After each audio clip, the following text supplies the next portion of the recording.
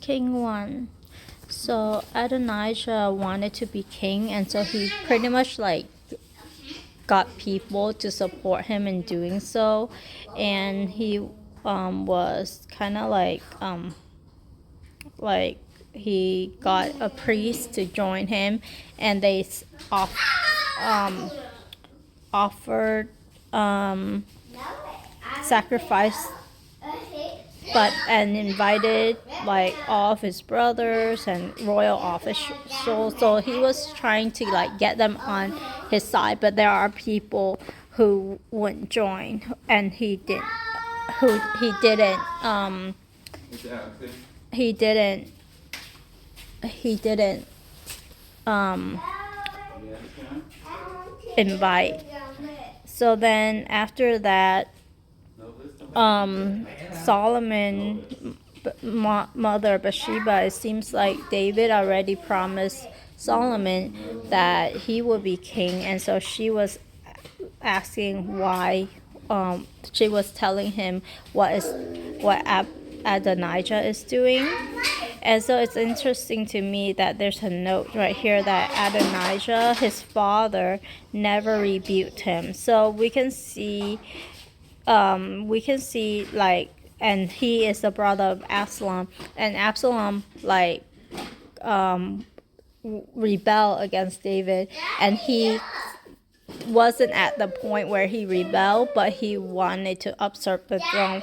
And Bathsheba said that if he become king, then he would try to make Solomon and Bathsheba into criminals. So there's power struggle here, and so then after that, then Nathan and Bathsheba already planned to kind of like go one after another, and David sensed the urgency, and so he decided to put in place like a ceremony where he makes Solomon king officially. And so it's interesting that during the time that Bathsheba and Nathan talk together and confer with, and then talk to David, and then the procession happened, like the guests, Adonijah was still with his guests, and they were finishing their feast. So their feast probably lasted quite a while, not within the day, I don't think. And so after that,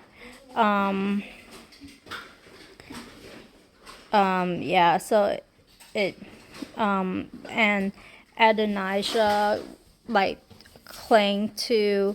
So when he was told of this news, Adonijah clanged to the horns of the altar, I guess, begging for mercy. And Solomon told him to come, like he wanted to not be put to death. And Solomon actually said if he show himself to be worthy, not a hair of his head will fall to the ground, but if evil is found in him, he will die. And in the end, Adonijah came and pretty much submitted himself to King Solomon, and Solomon let him go. It's also so the power struggles in the kingdom is just politics. When there's people and there's power, it's all a mess. So, and family. I watch K-drama and Chinese drama and stuff like that, and I see these stuff, but like reading it, like I trust the Bible, and reading it about, like, written in the Bible what happened, especially early on, it's just a mess. No wonder why God didn't want them to have kings, but they wanted a king like other nations, so that's the price they have to pay. It's also interesting to me that King David can't, like, his body was pretty much cold when he's old, and I do know a lady who it's like in the same situation. She's over 100 years old. So I don't know how old King David was, but he had the same problem.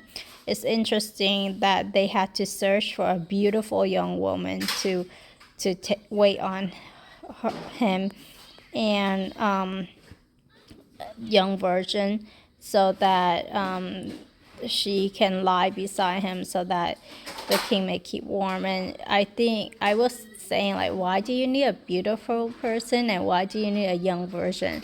But like, why can't his wife do that? But maybe because he's old, his wife is also old and they don't have enough body heat. I'm not sure, but it's I feel like her life is kind of goner because she kind of kept the king warm, and so who else would want to marry her? But it explicitly said that the king had no sexual relations with her, and yeah, if he can't take care of his own body, how can he do that, right? But I'm glad that that wasn't left for interpretation. So yeah, just those are my thoughts while reading.